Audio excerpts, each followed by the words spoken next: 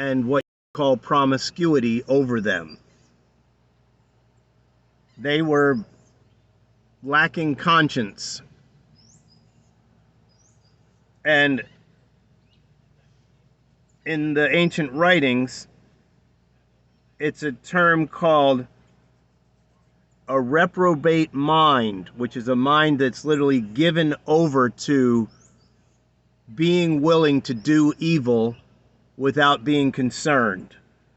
A reprobate mind is repetitive behaviors of a certain evil sort without any remorse or concern. A reprobate mind, a seared conscience. Seared with a hot iron. It's literally like a scar place where there's no sensitivity. When you have scar tissue on your body, the scar tissue is very hard and it doesn't have the tender nerve endings that ordinary skin has. So it's a way of saying that it's the person in that area is tactless. They don't have a proper sense of touch.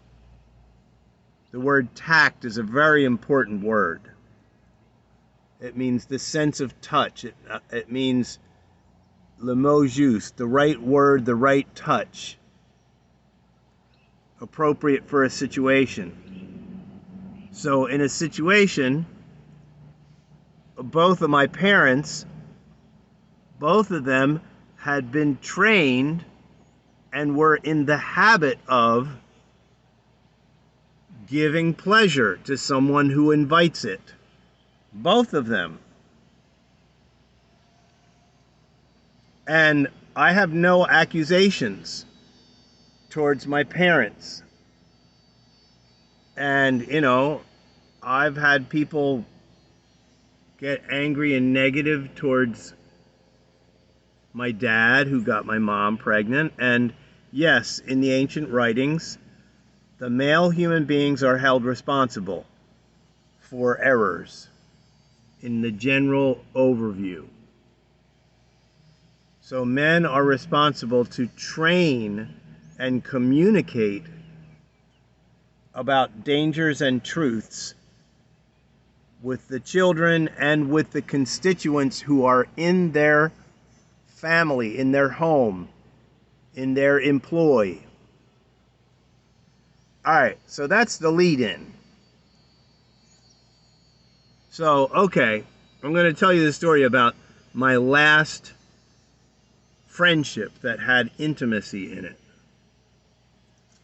I am a dialysis patient. I have had a friendship with a pastor and his wife for a long, long time. Since back in the MySpace days. And only occasional interactions with these folks. But the pastor's wife has a pleasant and humorous Facebook page that has a lot of prayers and encouragement and family commentary and etc., etc. And in some communications on her page,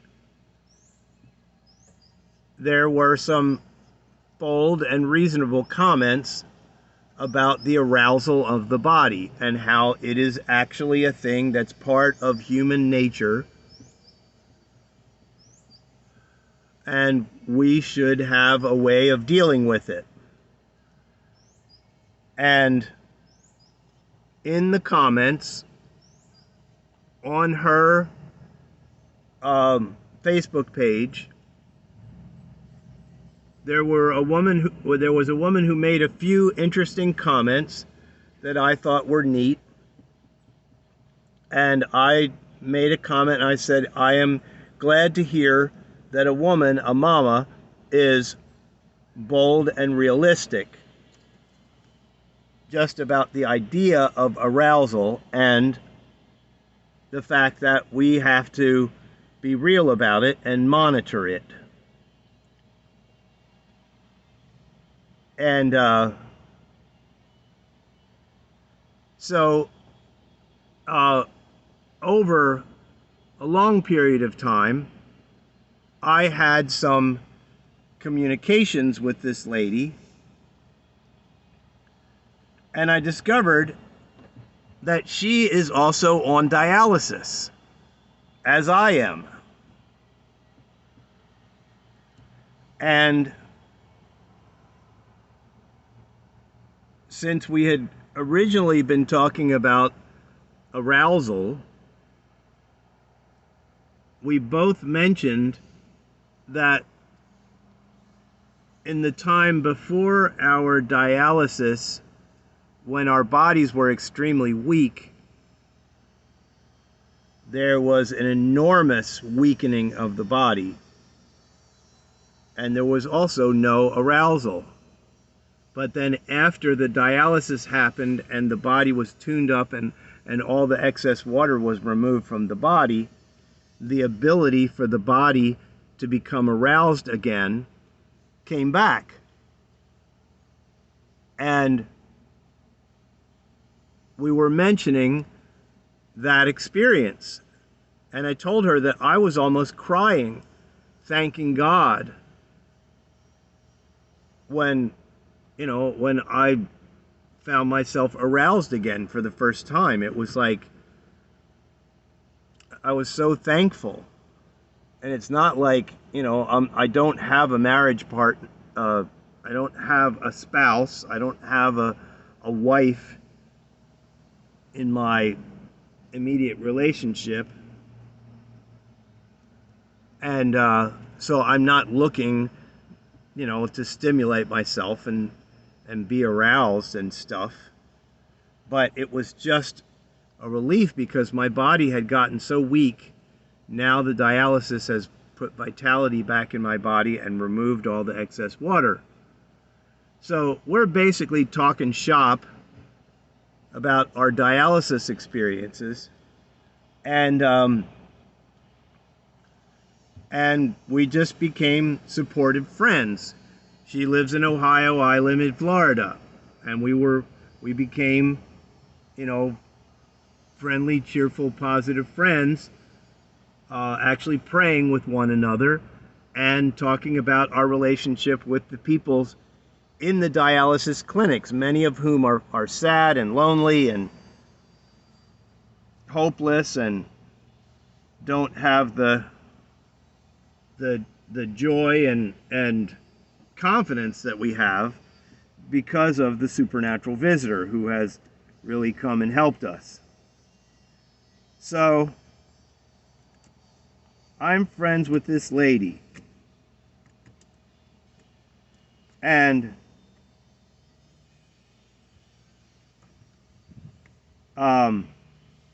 at one point when we are talking,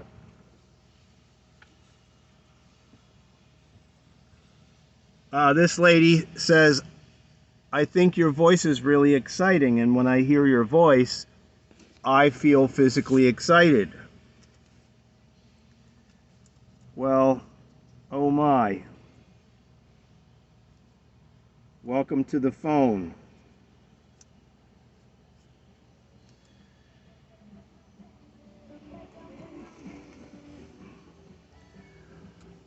And so,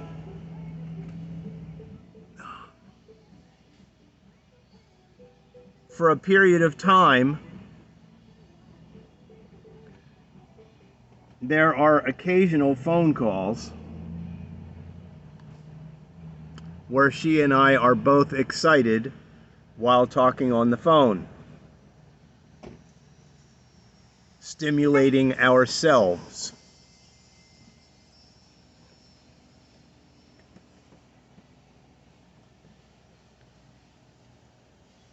And describing our feelings. and our wishes. Now,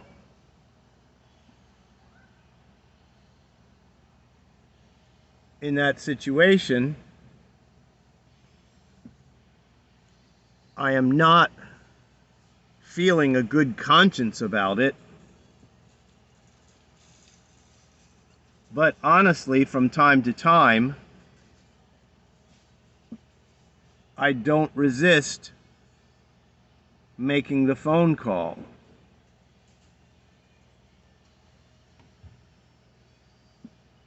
And we each have invited one another to call whenever it feels necessary. So I'm in the midst of this situation that feels like a seared conscience, a reprobate mind situation.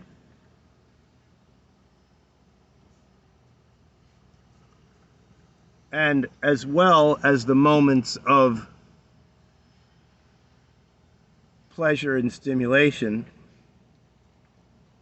there is a lot of conversation and support of one another's lives and those people that we're caring about and those people that we're having problems with.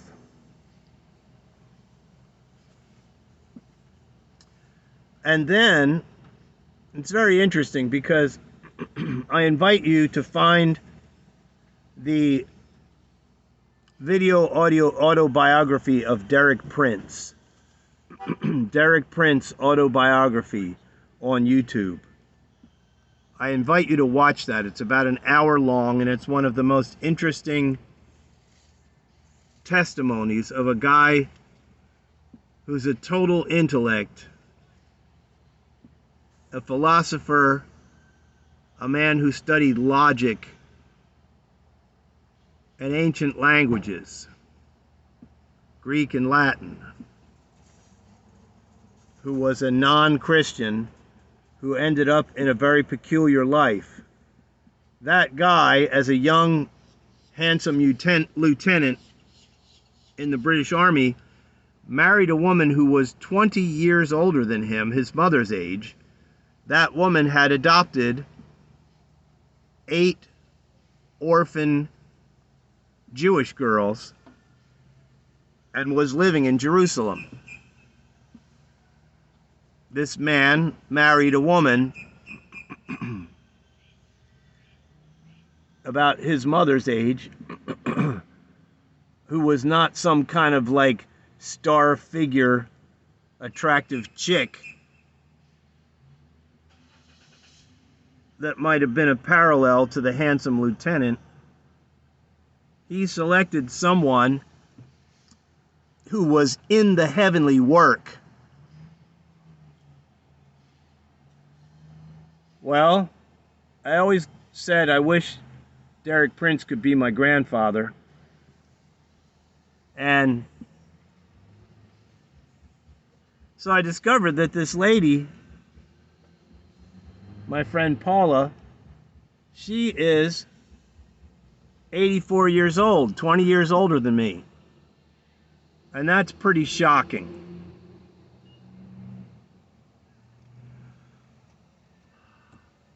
A wonderful black woman with a heart for God, full of songs and truth.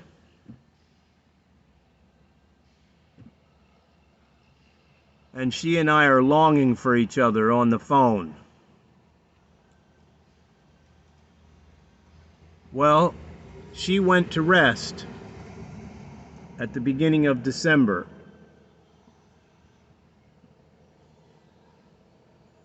And honestly, after her passing, I sort of feel like God has given me the full gift of singleness, contentment in my singleness, which I've had for quite a long time. I mean, Jesus doesn't say it's going to be easy. In Matthew 19, he says, if you can understand the value of being single like me, you should accept that for your life. If you can understand the value. Okay, so I can understand the value of singleness like Jesus, because there's more travel, more friends, more miracles, more time alone in the woods, writing poetry and spending time reading inspirational literature. If you spend more time single like Jesus, there's tons and tons of amazing things that can go on. I have a goal of a house where people are content in their singleness, but together and caring for each other like a great team, a marvelous team of people. Truly wonderful. Raising 13 to 17-year-old kids and giving them a new perspective in life.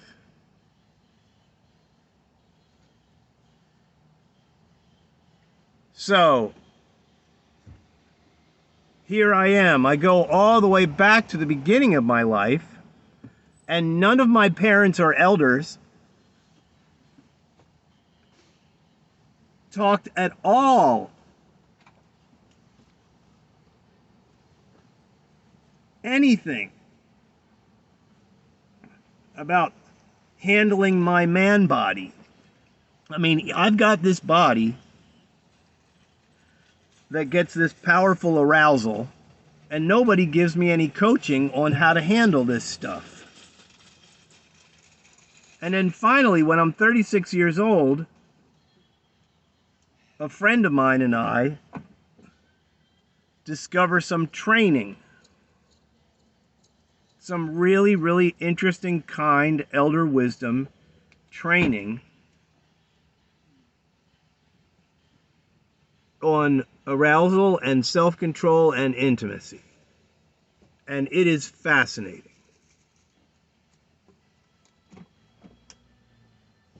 And it utilizes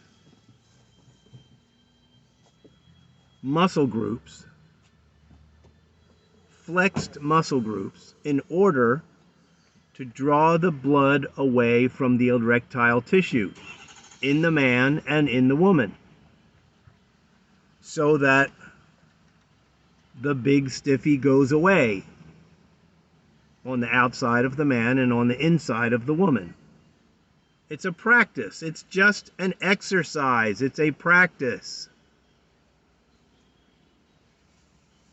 If it gets big, do this and watch. It will get quiet. If it gets big, do this certain thing and watch. It will get quiet. But you have to practice. You have to do it over and over again so that you understand how it works. There's a place on the inside of you that can actually quiet the arousal, but it takes some practice to find that power inside of you to turn it off and say no. So I learned this stuff when I was 36 years old. And it's stuff that somebody could have given me exercises on when I was 5, 6, 7, 8, 9, 10 years old, just as a preparation for self-control of the male and of the female. But obviously, since the male is external, he needs a little bit more focus. So the practice in the family is especially to help the ones in the man form be really good friends to themselves and to the one that they're going to be with. And this is like simple basic stuff, like picking an orange off a tree. What do you need to do? You need to get a ladder, or you need to climb the tree. I mean, there's just basic points to it, and it's nothing like scary, weird, embarrassing, shameful. It's just a natural reality. You know, like, how do you eat a banana? You teach a child how to peel a banana. The child hands the banana to the parent, and they watch, and someday they learn how to peel. It's just a learning thing. And nobody learned me on this reality. Now, if they had, my goodness, number one, my heart was devoted to one person when I was 13, 14 years old. My heart was sold to one person, period. 100%. Most important person in the world. And that is the time when natural and aboriginal cultures make the marriage covenants, so that the people whose bodies are now adult, reproductive, and pleasurable can actually have the pleasure that they might desire from time to time. No big deal. Hello. Welcome to nature and simple reality. You know what I'm saying? But no. When I was 13, 14 years old, there was all this noise, there was all this mess. There was the shift from elementary school to junior high school. And that was very scary and strange. And there were all sorts of new relationships and all kinds of things going on. But my heart of hearts and my devotion to one person really did not move around. But anyway, so if I had gotten coaching on selecting my covenant and learning how to take control over my arousal, I might have had a very, very, very different life. And I do not want parents and children and families to go running around without some of this basic understanding and the understanding of the spirit realm and discerning the types of spirits that are around the family that they are in. That's an important part of our life and truth, is discerning the types of spirits that are around our family. And so I made a marriage covenant a long time ago when I was 28 years old. And then in 1993, that marriage covenant was separated. You can't actually remove the covenant. The covenant's in place until one person dies. But the two persons were separated.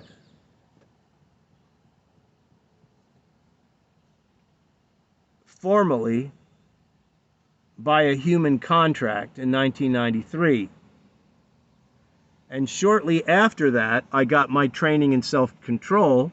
And shortly after that, I got this rude awakening about all these predictions coming true, and the fact that that shows that this book that they call the Bible actually has some kind of supernatural bubble over it. And that same supernaturalness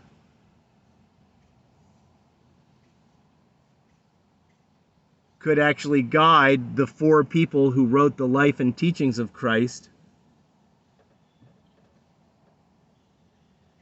That supernatural presence could actually make accounts of Jesus of Nazareth that are actually trustworthy. With some conflicts and aberrations, obviously, because it's a human writing. But there can be a superhuman overshadowing of that set of writings. And in all world literature, it's peculiar to discover that in ancient writing discoveries, the Koine Greek. Koine Greek is a language. It is a language with all capital letters, and there's no punctuation points at all. It's only capital letters with no little dots or lines or other exclamations. So Koine Greek is this basic, crude business language that was being used by the ancient world. And the New Testament in Koine Greek is the most duplicated book from before the printing press in all world discoveries and archaeological discoveries. So there's something weird about the Hebrew scriptures with the predictions, and there's something weird about the Koine Greek New Testament. It is peculiar. It is a separate piece of literature, unlike any other piece of literature, in the immensity of its duplication. So, there I am, having had a paper of divorce written,